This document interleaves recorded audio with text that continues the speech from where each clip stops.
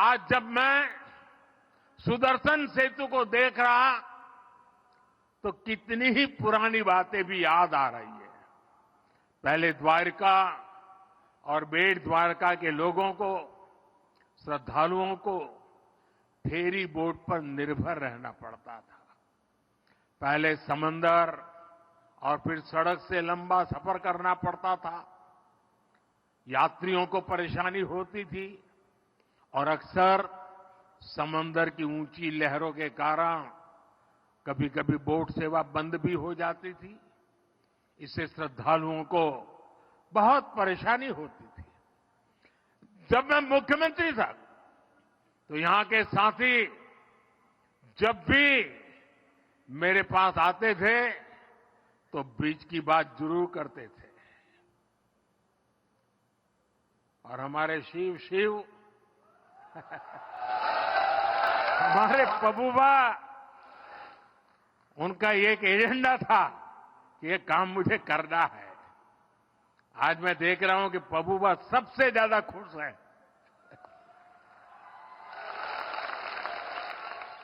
साथियों, मैं तब की कांग्रेस की केंद्र सरकार के सामने बार बार ये बातें रखता था, लेकिन कभी उन्होंने इस पर ध्यान नहीं दिया। इस सुदर्शन सेतु का निर्माण यह भी भगवान श्री कृष्ण ने मेरे ही भाग्य में लिखा था।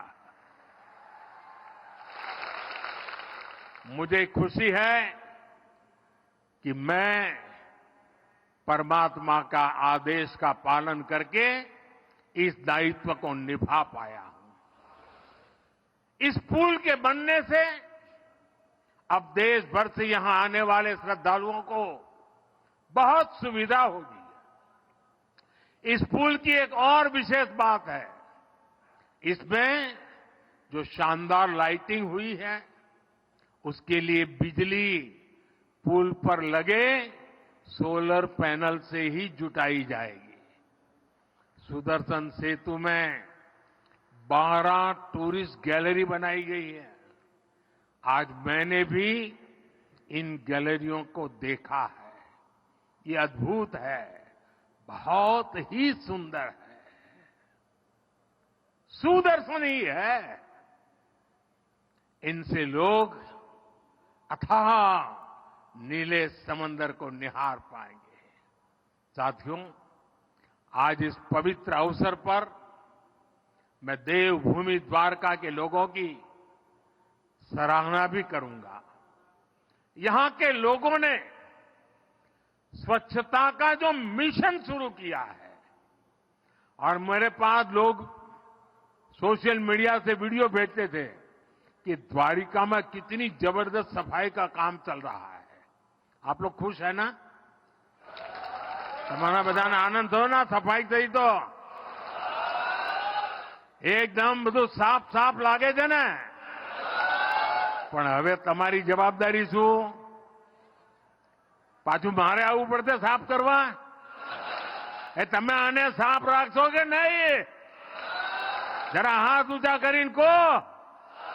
હવે આપણે દ્વારકાને ગંદી નહીં થવા દઈએ. મંજૂર? मंजूर? देखिए, विदेश के लोग यहां आएंगे, अनेक श्रद्धालु आएंगे। जब वो स्वच्छता देखते हैं ना, तो आधा तो उनका मन आप जीत ही लेते हैं। साथियों, जब मैंने देशवासियों को नए भारत के निर्माण की गारंटी दी थी, तो ये विपक्ष के लोग जो आए दिन मुझे गाली देने के शौकीन है, वो उसकी भी मजाक उड़ाते थे। आज देखिए, लोग नया भारत अपनी आंखों से बनता हुआ देख रहे हैं। जिन्होंने लंबे समय तक देश पर शासन किया, उनके पास इच्छा शक्ति नहीं थी। सामान्य जन को सुविधा देने की नीयत और निष्ठा में खोट थी।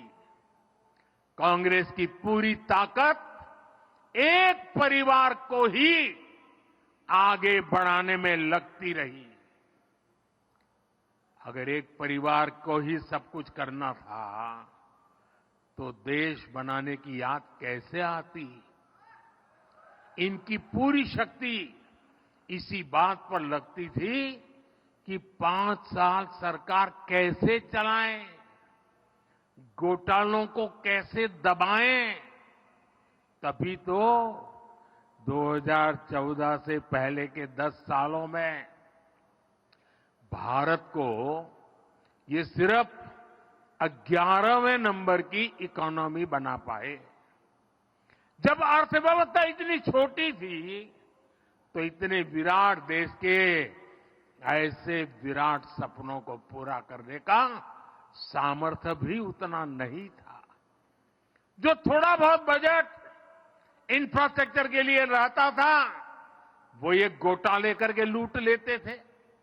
जब देश में टेलीकॉम इंफ्रास्ट्रक्चर को बढ़ाने का समय आया, कांग्रेस ने 2G घोटाला कर दिया।